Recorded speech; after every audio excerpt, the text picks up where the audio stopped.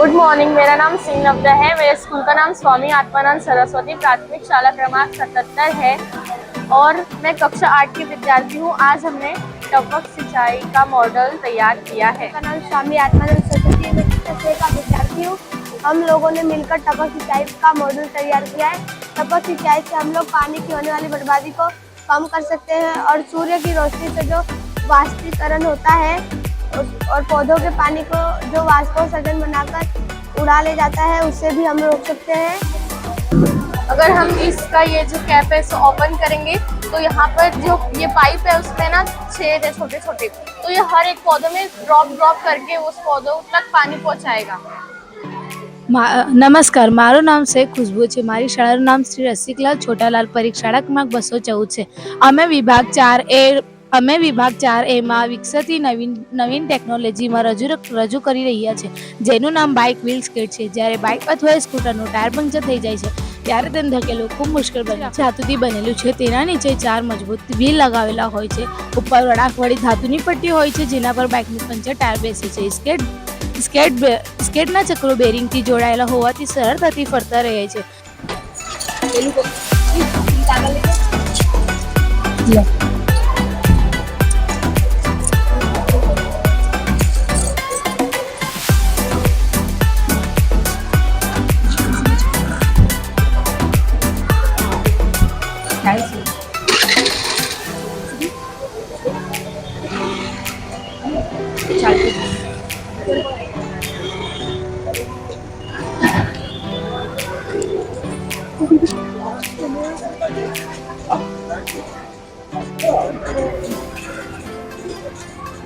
નમસ્કાર, મારું નામ આરોહ્ય ઢુરે છે। હું ધોરણ 7 માં ભણું છું। આપણો વિજ્ઞાન મેળામાં આભાર છે। હું સ્વાગત કરું છું। આપણા દેશમાં રાષ્ટ્રપિતા મહાત્મા ગાંધીજી સ્વચ્છતાના આગ્રહી હતા, જેથી સ્વચ્છ ભારત અભિયાન ભારત સરકાર દ્વારા પ્રેરિત એક સ્વચ્છતા મિશનની શરૂઆત હાલના આપણા દેશના માનનીય પ્રધાનમંત્રી શ્રી નરેન્દ્રભાઈ મોદીજી દ્વારા મહાત્મા ગાંધીજીની જન્મ જયંતિ નિમિત્તે 2 ઓક્ટોબર 2014 થી શરૂઆત કરવામાં આવી છે।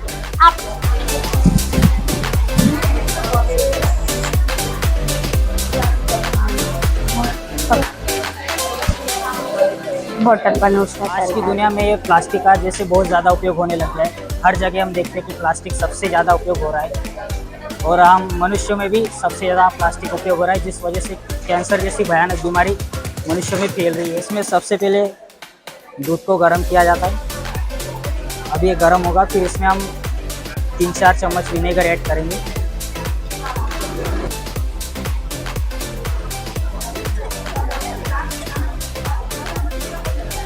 विनेगर ऐड करने से ये दूध फटेगा, फिर इसको हम छन्नी से छानेंगे।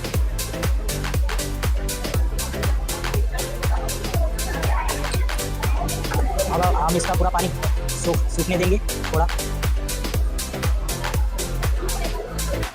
तब शेप चाहिए जैसा कपड़ा लेकर आप उसमें शेप दे सकते हैं और थोड़ा प्रेस करना। फिर इसे जिला शिक्षण અને તાલીમ ભવન સુરત મિશનમાં વિભાગ 3 ગ્રીન એનર્જીમાં સોલાર ટ્રેકર નામનું પ્રોજેક્ટ લઈને આવ્યા છીએ। અમારા પ્રોજેક્ટનું નામ છે સોલાર ટ્રેકર। આ પ્રોજેક્ટનો ઉદ્દેશ્ય છે સૂર્યની દિશા મુજબ સોલાર પેનલ આપમેળે ફેરવીને વધુમાં વધુ સૂર્યપ્રકાશ મેળવવો અને વીજ ઉત્પાદન વધારવું। આ પ્રોજેક્ટનો પરિચય છે। આજના યુગમાં ઉર્જા બચાવ અતિ જરૂરી છે। સોલાર એનર્જી અખૂટ અને સ્વચ્છ ઉર્જા સ્ત્રોત છે। સામાન્ય સોલાર પેનલ હંમેશા સ્થિર રહે છે, જેના કારણે દિવસ દરમિયાન પૂરતો પ્રકાશ ન મળવાથી વીજ ઉત્પાદનમાં ઘટાડો થાય છે। દિશા મુજબ આપમેળે પેનલને ફેરવે છે અને વીજ ઉત્પાદનમાં વધારો કરે છે। કરી શકાય ને, જેમ કે સાંજે લાઈટ જતી પછી જેમ કે ઘરે इन्वर्टर હોય तो इन्वर्टर द्वारा आपके लाइट पंखा एकदम फटाफट चालू થાય। आप सभी को मेरा नमस्कार। मेरा नाम प्रशांत रविंद्र जगताप है। मेरी पाठशाला का नाम श्री दामोदर हरी चापेकर में कक्षा 7 में पढ़ता हूँ। मेरे प्रोजेक्ट का नाम पेट्रोल से परे है। आज मैं आपके सामने एक बहुत ही महत्वपूर्ण विषय पर बात करने जा रहा हूँ, जो है पेट्रोल से परे। पेट्रोल एक बहुत महत्वपूर्ण ईंधन है, लेकिन यह एक सीमित संसाधन भी है, इसलिए पेट्रोल के विकल्पों को और देखना होगा। एक ऐसा विकल्प है इथेनॉल एक नवीकरणीय ईंधन है जो शुगर कैन, मक्का और अन्य पौधों से बनाया जा सकता है और यह एक स्वच्छ ईंधन भी है जो वायु प्रदूषण को कम करता है और यह एक सस्ता ईंधन भी है। इथेनॉल का उपयोग पेट्रोल के विकल्प के रूप में किया जा सकता है और यह हमारे देश के लिए बहुत ही महत्वपूर्ण ईंधन है। इथेनॉल का उपयोग करने से हम अपने देश की ऊर्जा सुरक्षा को बढ़ा सकते हैं और साथ ही साथ पर्यावरण को भी बचाया जा सकता है। तो आइए हम सभी मिलकर इथेनॉल को अपनाएं और पेट्रोल के परे जाए। हमें स्वच्छ और सुरक्षित भविष्य की वंदना है और इथेनॉल हमें उस दिशा में ले जा सकता है। तो पेट्रा और ओलियम से बताएं। पेट्रा का अर्थ है चट्टान और ओलियम का अर्थ है कच्चा तेल। इसे पृथ्वी के भीतर गहरी चट्टानों में से निकाला जाता है। क्या आप जानते हैं कि पेट्रोलियम का उत्पादन कैसे होता है? पेट्रोलियम को निकाला जाएगा और उसमें हीट मिलाया जाएगा। स्टेप 3 डिस्टिलेशन, इससे आपको इथेनॉल प्राप्त होगा। सेकेंड, और उससे इथेनॉल बनाने की प्रक्रिया। First, step 1 filling corn. Step 2 उसे ग्राइंड करें। स्टेप 3 उससे स्टार्च निकालें। स्टेप 4 उसमें इंजन मिलाएं। स्टेप 5 उसमें मिक्स डालें। स्टेप 6 डिस्टिलेशन, इससे आपको इथेनॉल प्राप्त होगा।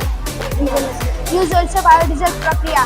पहला स्टेप फिल्ट्रेशन, ऑयल और अशुद्धि हटा देता है। दूसरा स्टेप रिट्रीटमेंट। तीसरा स्टेप रिएक्शन। चौथा रिएक्शन और हाइड्रोक्साइड।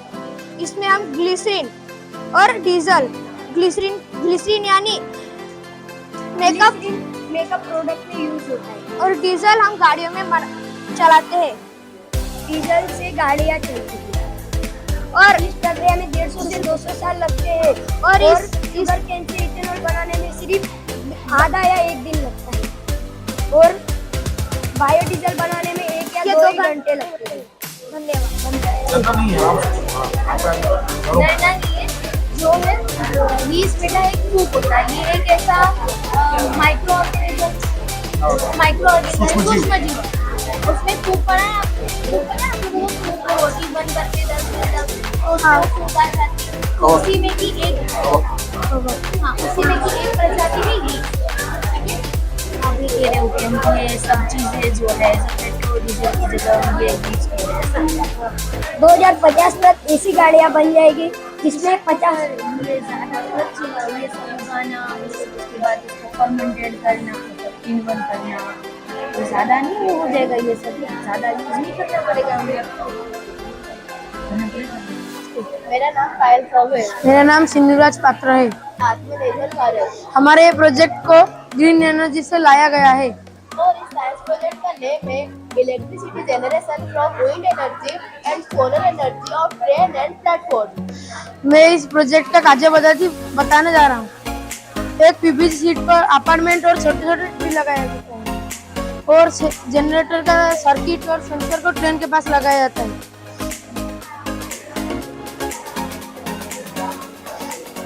जैसे सेंसर के पास से ट्रेन निकलता है अतः सेंसर के पास से ट्रेन निकल पंखा घूमती है। पंखा घूमने से यांत्रिक ऊर्जा उत्पन्न होकर वो जनरेटर में आता है। फिर जनरेटर विद्युत ऊर्जा, फिर जनरेटर से विद्युत ऊर्जा होकर अपार्टमेंट में हर जगह चला जाता है। और प्रत्येक रेलवे स्टेशन के प्लेटफॉर्म के छत के ऊपर हम सोलर प्लेट लगाकर विद्युत ऊर्जा उत्पन्न कर सकते हैं। अब मैं इस साइंस प्रोजेक्ट का फायदा बोलने जा रही हूँ। इस साइंस प्रोजेक्ट में जनरेटर का उपयोग किया जाता है और जनरेटर के साथ लाइट लगाने से विद्युत से एलईडी लाइट चालू होता है। हमारा इधर तो सनलाइट नहीं है, इधर अंधेरा है, इसलिए हम मोबाइल लाइट से काम चला लेंगे। अब देखो इससे लाइट जलता है। स्टोर करता है सूर्य की ऊर्जा का बना किसका? सोलर पैनल किस चीज से बना हुआ है?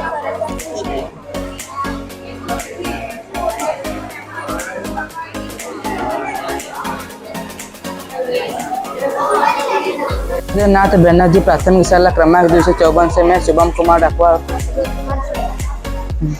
आज का मुख्य विषय है विकसित અને आत्मनिर्भर भारत માટે સ્ટેપ। પેટા વિષય વિકસિત ટેકનોલોજી। कृतिનું नाम व्हीकल्स ऑपरेटिंग अलार्म। मनुष्य अपना समय और श्रम के बचत के लिए विभिन्न वाहनों का उपयोग करते हैं। इनसे मनुष्य कंफर्टेबल जीवन जी पाता है, पर कभी कभी किसी भी कारणों की वजह से मनुष्य का दुर्घटना होता रहता है। इनमें से सबसे बड़ा और मुख्य कारण है इंजन का ओवरहीटिंग होने का कारण आग लगना और धन और जीवन पर नुकसान होना। इसलिए आज हम ये प्रोजेक्ट लेकर आए हैं जिससे जिससे ओवर हीटिंग होने से अलार्म बजता है और मनुष्य का जान बच सकता है। तो यूज करेंगे, अगर इसको यूज करेंगे तो ये अलार्म बजना चालू होगा। तो ड्राइवर उससे क्या ना वो सतर्क हो जाएगा कि गाड़ी में कुछ खराबी है तो तुरंत बाहर निकल के वो जांच करके जैसे ही अलार्म दिखे कहीं सुरक्षित किनारे पर जाकर रोक दे, गाड़ी का इंजन बंद करके ठंडा होने दे। इसके बाद गाड़ी में कौन सा खराबी है या नहीं तो जांच करेंगे, तुरंत तुरंत एक मैकेनिक को डिस्चार्ज करेंगे। और- अगर इसका लग गया एक्सीडेंट हो जाएगा। एक्सीडेंट हो जाएगा ना, तो हम बचाने के लिए तो मार देंगे लोग। मेरा नाम शुभलक्ष्मी प्रधान है। मैं कक्षा 7वीं की छात्री हूँ। नमस्कार, मेरा नाम मनीषा वोरा, मैं कक्षा 8 की छात्री हूँ। हम दोनों शाला क्रमांक 221 के छात्र हैं। आजकल पॉपुलेशन बढ़ती चल रही है, इसलिए विभिन्न दुर्घटनाओं के साथ ट्रेन दुर्घटना भी बढ़ती चल रही है। इसलिए हमने ये प्रोजेक्ट को तैयार किया है। जब प्लेटफॉर्म में बहुत ज़्यादा भीड़ होती है और ट्रेन प्लेटफॉर्म के अंदर आता है तब लोग धक्का मुक्की करने लगते हैं, जिसके कारण ट्रेन और प्लेटफॉर्म के बीच में जो गैप है उसमें लोगों का पैर फंस जाता है और वे दुर्घटना का शिकार होते हैं। इसलिए हमने यहाँ एक सेंसर लगाया है। जैसे ही ट्रेन प्लेटफॉर्म के अंदर आता है तभी सेंसर संचालित प्लेटफॉर्म के गेट ऑटोमेटिक खुल जाते हैं, जिससे ट्रेन और प्लेटफॉर्म के बीच में जो गैप है वो कवर हो जाता है और यात्री बिना किसी परेशानी के ट्रेन के अंदर जा सकते हैं और ट्रेन के बाहर भी आ सकते हैं। और जैसे ही ट्रेन प्लेटफॉर्म से चले जाएगा ये ऑटोमेटिक अपनी जगह पर चले जाएगा। और एक दुर्घटना भी होती है फाटक से जुड़े। अगर फाटक कर्मचारी ना आए हो या किसी भी कारण की वजह से फाटक बंद ना हो पाए तो दुर्घटना हो जाता है। तो हम यहाँ एक सेंसर लगा सकते हैं जिसके कारण ट्रेन आने पर ये ऑटोमेटिक बंद हो जाएगा और कोई भी दुर्घटना नहीं होगा। और हाँ, जैसे ये ट्रेन आया तो ये क्या हो जाएगा? देखिए, जो ट्रेन जब आता है प्लेटफॉर्म पर और प्लेटफॉर्म में जब भी भीड़ होती है तब लोग धक्का मुक्की करते हैं, जिसके कारण ट्रेन और प्लेटफॉर्म के बीच में जो गैप होता है उसमें लोगों का पैर फंस जाता है और वे दुर्घटना का शिकार होते हैं। इसलिए हमने प्लेटफॉर्म में एक सेंसर लगाया है, जिसके कारण ट्रेन जब प्लेटफॉर्म पर आता है तभी सेंसर संचालित प्लेटफॉर्म के गेट ऑटोमेटिक खुल जाते हैं, जिससे ट्रेन और प्लेटफॉर्म के बीच में जो गैप है वो कवर हो जाता है और यात्री बिना किसी परेशानी के ट्रेन के अंदर जा सकते हैं और ट्रेन के बाहर भी आ सकते हैं। हाँ, अभी मेट्रो में हो गया है ऐसे, लेकिन हम ये सुझाव इंडियन रेलवे को देना चाहते हैं। जैसे जापान में देखो, जापान में क्या करते हैं, जब गाड़ियाँ खड़ी होती है तो वहाँ पर खड़ी वाली जो है ना वही लो लगा देते हैं वहाँ पर, ताकि यात्री क्या आ सकते हैं, कोई व्हील चेयर वाला आदमी हो, विकलांग आदमी हो तो वो कर देते हैं। जापान तो बहुत अच्छी कंट्री है, ऐसा भी है, इकोनॉमी बहुत अच्छी है, तो वो सिस्टम क्यों नहीं यूज़ कर दिया ये वाला, क्योंकि इसमें प्रॉब्लम हो सकता है। तो आप मुझे कैसे बताओ कि प्रॉब्लम का निवारण हो जाए, सॉल्यूशन मिल जाए। चाहते हैं ना, एक्सीडेंट होता है, मरते हैं, ये सही है। हमारे मॉडल का नाम ज्यामिति से बीजगणित का सफर। बच्चों को ये सूत्र बहुत कठिन लगता है। AB प्लस होल स्क्वायर बराबर A square plus 2AB plus B square. इसीलिए हमने ज्यामिति के द्वारा प्रदर्शन किया है। सर, हमें पता है दो वर्ग का जो क्षेत्रफल होता है वो लंबाई गुने चौड़ाई होता है, भुजा गुने भुजा होता है। तो हमने इसका लंबाई A रखा तो इसका भी A रखेगा, चारों भुजा समान होती है तो A मल्टीप्लाई A करेंगे तो हमें A उसके प्राप्त होता है। और हमने वर्ग कई लंबाई का एक आयत लिया जिसकी हमने भुजा A रखी और चौड़ाई भी रखी, तो A मल्टीप्लाई B करते तो A भी मिलता है। हमने एक छोटा वर्ग लिया आयत का चौड़ाई माप का, तो इसका भी रखेंगे, चारों भुजा समान होती है तो B मल्टीप्लाई करेंगे तो B स्क्वायर आएगा। तो सर इसमें भी सेम वैसे ही होगा, लंबाई A होगी और चौड़ाई B, तो A मल्टीप्लाई B करेंगे तो AB। और हमें इसको सोल्व किया तो एक और ये वर्ग मिला हमें, इसकी लंबाई A आ गई और इसकी चौड़ाई यहाँ पर भी आ गई, तो A प्लस B करेंगे तो हमारा चारों भुजा समान होती है तो A प्लस B करेंगे तो हमें A plus B square equal A square plus 2AB, ये 2AB है तो 2AB पढ़ेंगे और ये B स्क्वायर हमें प्राप्त होता है।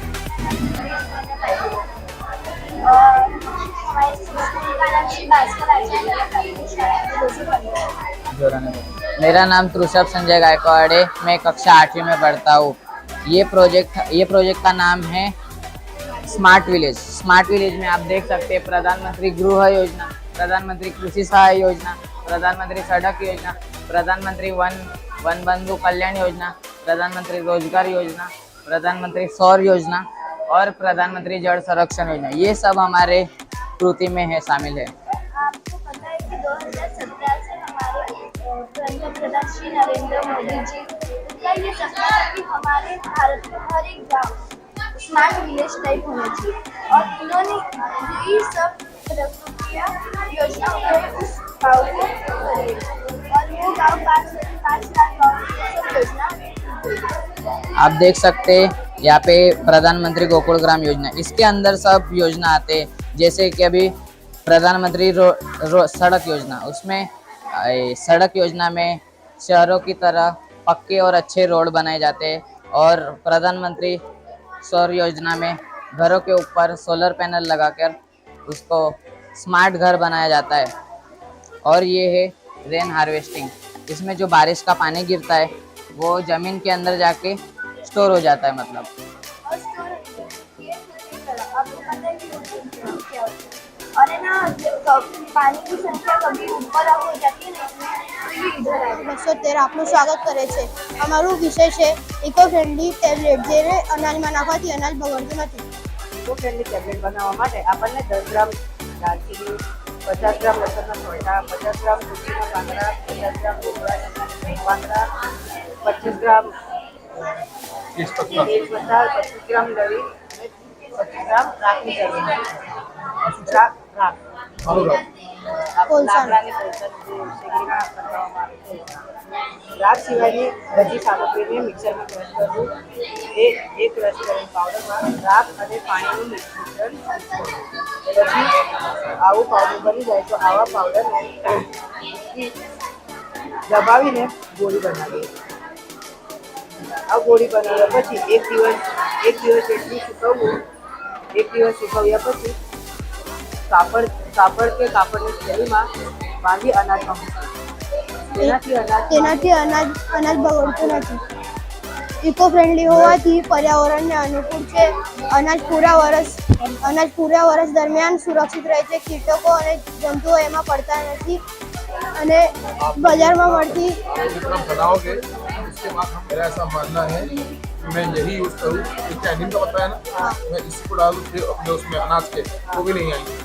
हाँ चलता है, पर ये सब डालने का ना तो ज्यादा पावर बढ़ता है, उससे कीड़े अंदर भी नहीं आते।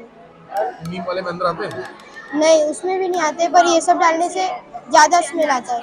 आप इसको सूंघ के देखो। ये वाला हाँ, ये इसको सुखाने के बाद ऐसा बन जाता है।